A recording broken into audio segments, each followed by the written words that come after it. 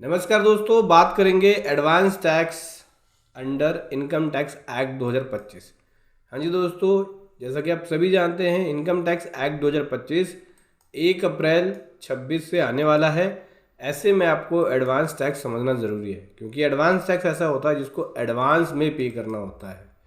तो during the year यानी 26-27 का जो फाइनेंशियल ईयर शुरू होगा उसके अंदर ही आपको ये एडवांस टैक्स पे करना होगा। ऐसे में आपके इसको रूल, प्रोविज़न, रेट, लिमिट और इंटरेस्ट और पेनल्टी के बारे में पता होना चाहिए कि अगर आप नहीं करोगे तो क्या कॉन्सिक्वेंस होंगे। तो चलिए समझते हैं, लेकिन उससे पहले बताना चाहूँगा जो भी भाई बंधु मेरे चैनल पर पहली बार है, इस वीडियो को पहली बार देख रहे हैं, जिन्होंने अभी तक सब्सक्राइब नहीं किया सब्सक्राइब कर लीजिए, साथ ही साथ बेल आइकन पे भी क्लिक कर लीजिए ताकि इस तरह का कंटेंट आपको मिलता रहे। तो दोस्तों बात करते हैं सेक्शन 403 के बारे में, लायबिलिटी टू पे एडवांस टैक्स। एडवांस टैक्स की लायबिलिटी कब और कैसे बनती है, तो सेक्शन 403 में मीनिंग भी बताया है और लायबिलिटी बताया है। एडवांस टैक्स का मतलब है कि टैक्स पेबल जो ड्यूरिंग द ईयर बना है आपकी करंट ईयर की इनकम पे। देखिए, इनकम टैक्स में दो तरह का टैक्स है, एक एडवांस टैक्स और एक है सेल्फ असेसमेंट टैक्स।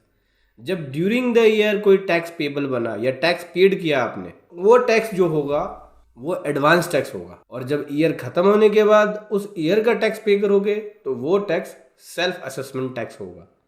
यानी दो तरह का टैक्स है। Advance tax during the year पे किया जाता है उस करंट ईयर की इनकम के ऊपर, और सेल्फ असेसमेंट टैक्स ईयर खत्म होने के बाद जो फाइनेंशियल ईयर की इनकम बनी या फिर जो टैक्स ईयर की इनकम बनी उस ईयर के अंदर आपको पे करना होता है। टैक्स ईयर कब होता है? देखो, पहले जो चल रहा था असेसमेंट ईयर चल रहा था, इस नए एक्ट में टैक्स ईयर है। तो टैक्स ईयर का मतलब हो गया कि जब फाइनेंशियल ईयर शुरू होगा तभी टैक्स ईयर शुरू होगा, जब फाइनेंशियल ईयर खत्म होगा तभी टैक्स ईयर खत्म होगा। समझ में आया? तो ड्यूरिंग द ईयर जो टैक्स पे कर रहा हूँ करंट ईयर की इनकम पे, वो मेरा एडवांस टैक्स है, और उस रिलेवेंट ईयर का टैक्स मैं नेक्स्ट ईयर में जाके पे कर रहा हूँ ईयर खत्म होने के बाद, तो वो सेल्फ असेसमेंट टैक्स है। तो एडवांस टैक्स एडवांस में पे किया जाता है, ड्यूरिंग द ईयर किया जाता है और करंट ईयर की इनकम पे किया जाता है। ठीक है? किसको पे नहीं करना होगा? एक रेजिडेंट इंडिविजुअल जिसकी इनकम सैलरी इनकम बनती है उसको पे नहीं करना, ठीक है? या फिर जिसकी इनकम बिजनेस एंड प्रोफेशन से नहीं बनती है उनको पे नहीं करना, या फिर जिसकी एज 60 साल या उससे ज़्यादा है उनको पे नहीं करना होता है एडवांस टैक्स। बेसिकली ये समझना, जिसकी इनकम बिजनेस एंड प्रोफेशन से बन रही है उसको पे करना पड़ेगा, लेकिन अगर जिसकी इनकम सैलरी से बन रही है उसको पे नहीं करना होगा। जैसे कि सीनियर सिटीजन हो गया, केवल पेंशन इनकम है, इंटरेस्ट इनकम है, तो कोई भी एडवांस टैक्स नहीं लगेगा। अगर कोई सीनियर सिटीजन है और बिजनेस इनकम है तब एडवांस टैक्स अप्लाई हो जाएगा। ठीक है? तो जैसे ही बिजनेस इनकम बन गई एडवांस टैक्स की लायबिलिटी भी अराइज हो गई, एडवांस टैक्स की लायबिलिटी भी आपके ऊपर आ जाएगी।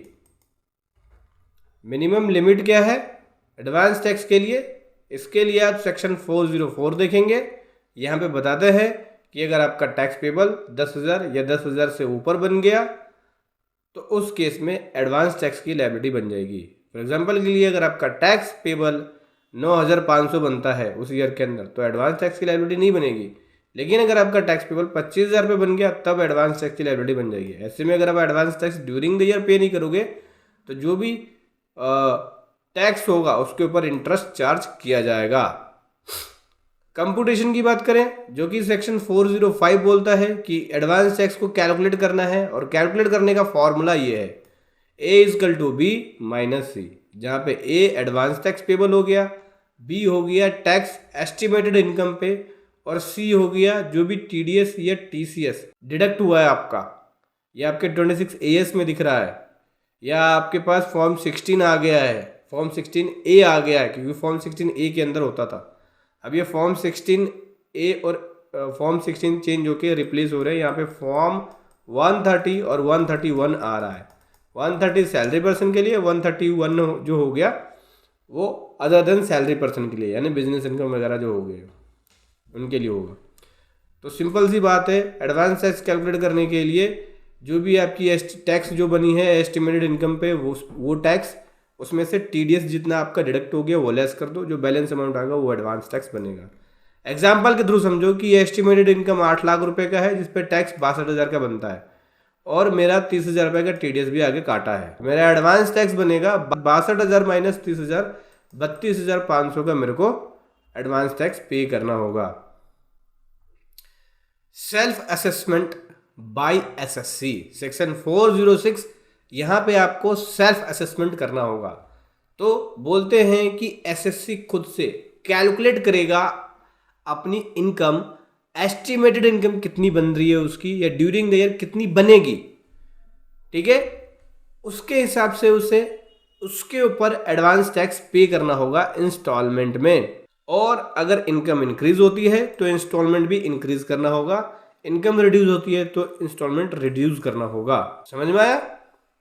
406 बोलता है कि खुद से कैलकुलेट करना होगा, सेल्फ असेसमेंट करना होगा SSC को। 407 AO order for advance tax. देखो यहाँ पे AO भी ऑर्डर पास कर सकता है एडवांस टैक्स पे करने के लिए। अगर AO को लगता है कि आपके ऊपर एडवांस टैक्स की लायबिलिटी बनती है तो AO आपको ऑर्डर दे सकता है, लास्ट रिटर्न के अकॉर्डिंग चेक कर सकता है इनकम, उसके अकॉर्डिंग आपको इनकम ऑर्डर दे सकता है कि भैया आपकी एस्टिमेटेड इनकम ये बन रही है और आपके ऊपर एडवांस टैक्स की लायबिलिटी बनती है, आप एडवांस टैक्स पे करो। सेक्शन 408 के अंदर ड्यू डेट्स बताए हैं कि एडवांस टैक्स की ड्यू डेट क्या है। तो एडवांस टैक्स की ड्यू डेट ये रही, फर्स्ट क्वार्टर की पेमेंट 15 जून तक करनी है, जहां पे 15% आपको टैक्स पे करना होगा। जो भी टोटल टैक्स बनाया ना उसका 15% पे करना होगा। सेकेंड क्वार्टर की टैक्स की पेमेंट 15 सितंबर तक करना होगा। सेकेंड क्वार्टर में मतलब फर्स्ट क्वार्टर के अंदर तो पेमेंट करनी होगी 15 जून तक, सेकेंड क्वार्टर में 15 सितंबर तक पे करना होगा। यहाँ पे आपको 45% टैक्स पे करना होगा, ठीक है। उसके बाद थर्ड क्वार्टर में आपको 15 दिसंबर तक पे करना है, जहाँ पे 75%, और फोर्थ क्वार्टर में 15 मार्च तक पे करना है, जहाँ पे 100% टैक्स आपको पे कर लेना होगा, ठीक है। एग्जाम्पल के लिए समझिए 40,000 की एडवांस टैक्स की लायबिलिटी बनती है, तो मैंने 15 जून तक 6,000 रुपये जमा कराना है, 15 सितंबर तक 18,000 कराना है, 15 दिसंबर तक 30,000 कराना है, और 15 मार्च तक मेरा 40,000 रुपये तक का एडवांस टैक्स जमा हो जाना चाहिए। यानी इन सबको अगर जोड़ के मेरा अगर 40 से कम बढ़ रहा है तो मुझे खुद चेक कर लेना होगा कि मैंने कितनी पेमेंट कर दी और कितना बैलेंस रह रहा है। अब जैसा कि आप देखोगे तो यहाँ 48 हो गया, अगर मैंने 6,000 यहाँ पे कर दिया, 18 ये पे किया, 30 ये किया, तो कितना हो गया भाई? इन दोनों को जोड़ गई 48 हो गया, 6 ये आप जोड़ दो तो 54 हो जाएगा, फिर ये 40 जोड़ो तो 94 हो जाएगा। तो इतना तो करना नहीं है ना, जो भी आप पहले पेमेंट कर चुके होगे वो बस लेस करते जाना है। टोटल 40,000 तक आपकी पेमेंट 15 मार्च तक 40,000 की टोटल पेमेंट हो जानी चाहिए। कहने का मतलब ये है। 424 इंटरेस्ट फॉर डिफॉल्ट। यहाँ पे जो आपका डिफॉल्ट है, मतलब अगर आपने एडवांस टैक्स की लायबिलिटी टाइम से पे नहीं किया तो उसके ऊपर इंटरेस्ट कैलकुलेट होगा। इंटरेस्ट कितना होगा? 1% पर मंथ। जैसे कि आपके ऊपर एडवांस टैक्स की लायबिलिटी आती है, आपने एडवांस टैक्स टाइमली जमा नहीं कराया, जैसे ये जो डेटें बताई हैं उसमें, तो आपको 1% पर मंथ तक, 1% पर मंथ के हिसाब से इंटरेस्ट पे करना पड़ेगा जितना भी डिले होगा। और इंटरेस्ट की कैलकुलेशन 1 अप्रैल से होगी। 50,000 रुपये का आपने टैक्स कैलकुलेट किया, जिसमें से एडवांस टैक्स कैलकुलेट किया कि मेरे को 50,000 रुपये तक एडवांस टैक्स भरना है, जिसमें से आपने भरा 30,000 रुपये, 20,000 का शॉर्टफॉल है, तो 20,000 के ऊपर इंटरेस्ट कैलकुलेट होगा 1% पर मंथ, जितना भी डिले हुआ। जैसे कि 50,000 रुपये आपको मार्च तक पे कर लेना चाहिए था या फिर दिसंबर तक कर लेना चाहिए था, तो जितना भी आपका डिले हुआ उस डेट से डिले कैलकुलेट होगा और उसके हिसाब से मल्टीप्लिकेशन होगी। तो जितना भी आपका डिले हुआ है उसके हिसाब से इंटरेस्ट पर मंथ के हिसाब से कैलकुलेट होगा। तो 2,000 रुपये का इस केस में इंटरेस्ट आता है जो कि जमा कराना पड़ेगा।